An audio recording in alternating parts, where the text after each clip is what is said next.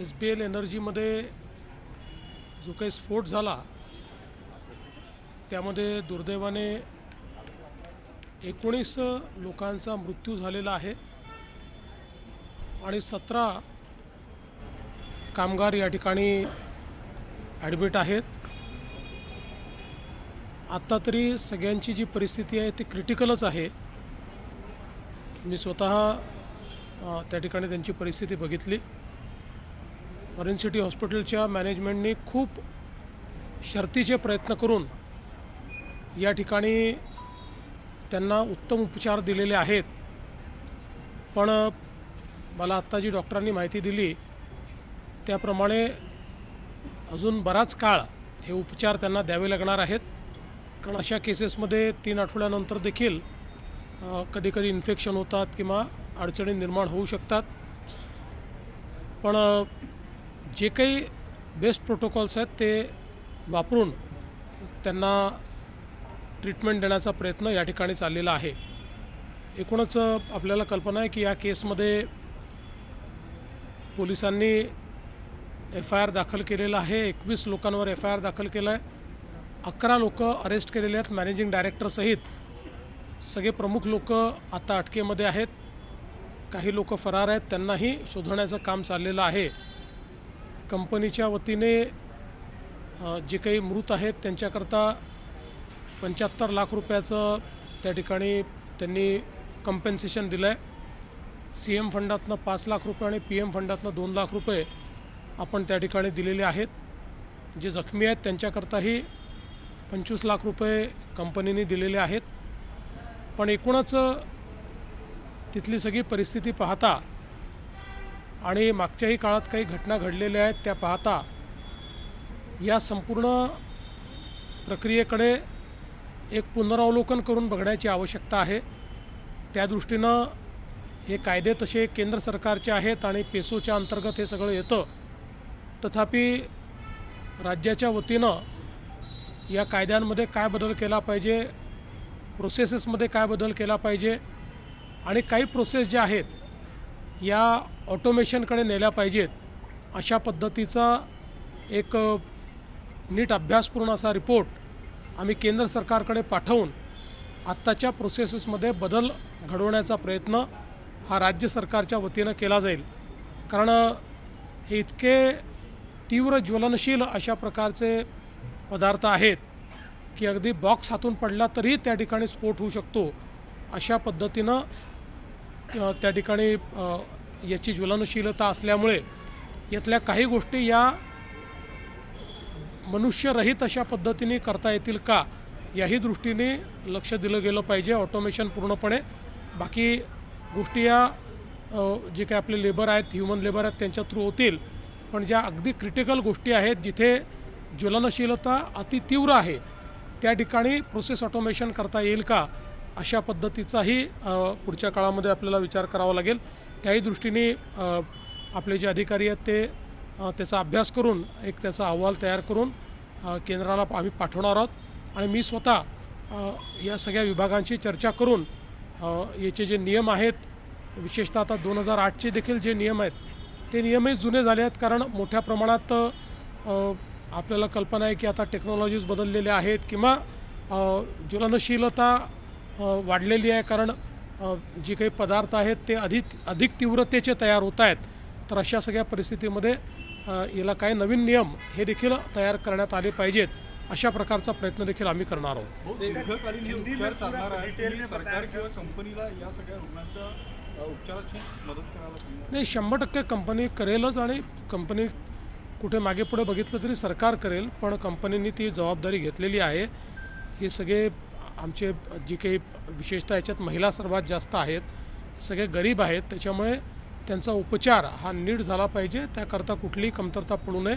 आणि मी आत्ता सगळी माहिती घेतली आहे, अतिशय जो काही लेटेस्ट प्रोटोकॉल आहे त्याप्रमाणे ऑरेंज सिटी हॉस्पिटलमध्ये त्यांना उपचार मिळत आहेत। पेसो आणि डिश सारखे जे संस्था किंवा विभाग आहे त्यांचं मूळ कामच नजर ठेवणे आहे आणि त्याच्यामध्ये घोडचूक झाल्याचं दिसतं आणि आधीचे पण स्फोट पाहिले तर तिथे तरी कुठंतरी मॉनिटरिंग चुकती आहे। मला असं वाटतं की म्हणजे आजच या निष्कर्षाला मी येऊ शकणार नाही, कारण तशा पद्धतीनं अजून काही रिपोर्ट आपल्यापुढे आलेला नाही, पण कुठेतरी जसं मी सांगितलं की पेसोला किंवा या ज्या काही संस्थांचं तुम्ही नाव घेतलं यांना आपले प्रोटोकॉल रिवाईज करण्याची आवश्यकता मात्र निश्चितपणे आहे, हे या घटनातनं स्पष्ट झालेलं आहे. स्किल लेबरचा विषय संपूर्ण घटनांमध्ये आलाय. गेले काही ज्या घटनांमध्ये लेबरला स्किल लेबर म्हणूनच काय आहे की मी ज्याचा उल्लेख केला की आता याचे जे 2008 साली नियम तयार झालेले आहेत त्या नियमानुसार जे काही स्किलिंग वापरलं जातं किंवा ज्या लेवलचं काम त्या ठिकाणी होतं, आता अतितीव्र ज्वलनशील पदार्थ असल्यामुळे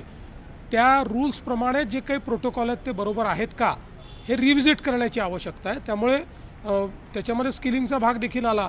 मी तर त्याच्या पलीकडे जाऊन सांगितलं की काही प्रोसेसेस हे पूर्णपणे ऑटोमेटेड केले पाहिजेत, अशा पद्धतीचा विचार आपल्याला करावा लागेल. महाराष्ट्र चौकशीचे आदेश दिलेला आहे. चौकशीमध्ये समजा सरकारी अधिकारी किंवा कोणी दोषी आढळलं तर पारदर्शकपणाने त्यांच्यावर जे कोणी दोषी असतील त्यांच्यावर कारवाई ही करावीच लागेल, कारण इतक्या मोठ्या प्रमाणात ज्यावेळी मनुष्य जीवहानी होते अशा गोष्टी आपल्याला त्या ठिकाणी लाईटली घेता येणार नाही, हलक्यात घेता येणार नाही.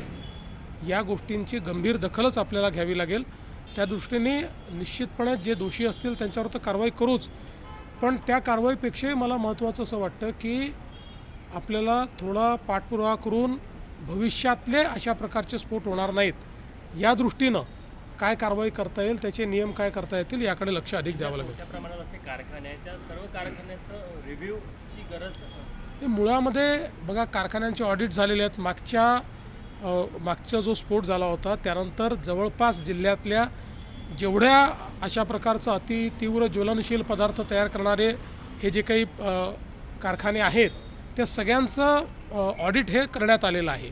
पण आता अनेक वेळा ऑडिट केलं तर त्याच्यामध्ये काय सेफ्टी मेजर्स आहेत हे आपण पाहतो, पण त्या ठिकाणी समजा काही ह्युमन एरर आला किंवा काही कुठली गोष्ट झाली तर त्याच्याकरताचे प्रोटोकॉल्स हे अधिक महत्त्वाचे आहेत, जे नव्याने करावे लागतील असं आमचं मत आहे. सेफ्टी सर किस तरीके से देख रहे हैं इस पूरी घटनाक्रम जो ब्लास्ट हुआ है उसको, किस तरीके से देख रहे हैं? देखिए बहुत ही गंभीर घटना है. करीब 19 लोगों की इसमें मौत हुई है, 17 लोग क्रिटिकली इंजर्ड है. बहुत बड़े पैमाने पर उनको वे जले हुए बर्न उनको है, बर्न इंजरी उनको है और यहाँ ऑरेंज सिटी हॉस्पिटल में अभी उनका इलाज चल रहा है. जो भी लेटेस्ट प्रोटोकॉल्स है वो बहुत तेज़ी के साथ ऑरेंज सिटी हॉस्पिटल ने उनको उपलब्ध कराए हैं और हम अपेक्षा रखते हैं कि उनकी रिकवरी होगी. थोड़ा समय लगेगा लेकिन उनकी रिकवरी होगी. अभी इस केस में पुलिस ने भी एफआईआर दाखिल किया है. करीब 21 लोगों पर एफआईआर है, उसमें से 11 लोगों को अरेस्ट किया है. मैनेजिंग डायरेक्टर को भी अरेस्ट किया हुआ है.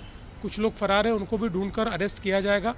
साथ साथ जो हताहत हुए, जिनकी मौत हुई है, उनको कंपनी की ओर से 75 लाख रुपया कंपनसेशन दिया गया है. 5 लाख रुपया हमने सीएम फंड से दिया है, 2 लाख रुपया प्रधानमंत्री जी ने पीएम फंड से उनको दिया हुआ है. जो इंजर्ड है उनको 25 लाख रुपया कंपनी की ओर से दिया जा रहा है और उन सभी का इलाज हो इसकी ओर हम लोग भी पूरे तरीके से ध्यान रखेंगे. जहाँ तक इस हादसे का सवाल है तो इससे कई प्रश्न तैयार हो रहे हैं. चूँकि इसको रेगुलेट करने वाले जो नियम है ये 2008 के नियम हैं और आज 2026 में हम लोगों ने देखा है कि पिछले कुछ सालों में टेक्नोलॉजी काफ़ी बदली है. जो ज्वलनशीलता है उसकी भी जो मतलब तीव्रता है वो काफ़ी बड़े पैमाने पर बढ़ी हुई है. तो ऐसे समय जो प्रोटोकॉल्स आज हमारे यहाँ पर है क्या वो पर्याप्त है, इसकी ओर भी देखने की आवश्यकता है. क्या कानून में पर्याप्त प्रावधान है, इसकी ओर भी देखने की आवश्यकता है. इसलिए हम लोग जब जांच तो कर ही रहे हैं लेकिन जांच के साथ साथ हम लोग इस एंगल पर भी फोकस करेंगे ताकि इस पद्धति से जो नियम है या कानून है दोनों में किस प्रकार के संशोधन होने चाहिए, उन संशोधनों के ऊपर कार्य करके हम केंद्र सरकार को निवेदन करेंगे. उस प्रकार के संशोधन केंद्र सरकार हाथ में ले. विशेष रूप से कुछ प्रोटोकॉल्स या कुछ प्रोसेसेस ये 100% ऑटोमेटेड की जा सकती है क्या, इसके ऊपर भी ध्यान देने की आवश्यकता है. क्योंकि ये जो सारे पदार्थ हैं इनकी ज्वलनशीलता इतनी तीव्र इस प्रकार की है कि जिसमें मिनिमम ह्यूमन एरर से भी बहुत बड़े पैमाने पर क्षति हो सकती है, लोग हताहत होने की संभावना होती है. इसलिए इसके कुछ प्रोसेसेस अगर ऑटोमेट हो पाए तो शायद इस प्रकार की जो घटनाएं हैं उन घटनाओं को हम लोग कम कर पाएंगे।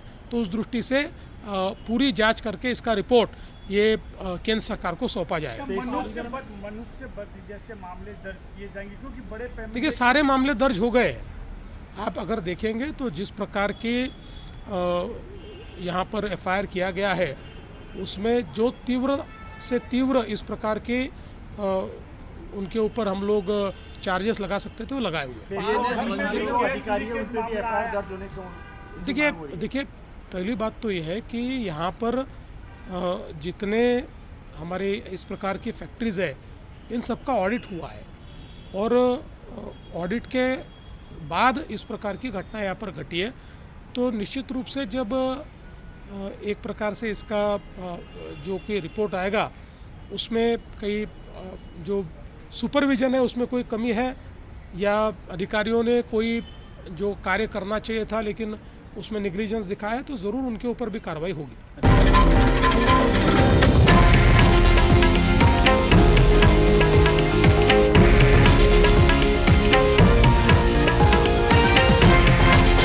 हे आहे देशातील नंबर 1 न्यूज नेटवर्क आणि आपण पाहत आहात TV9 मराठी, एकमेव।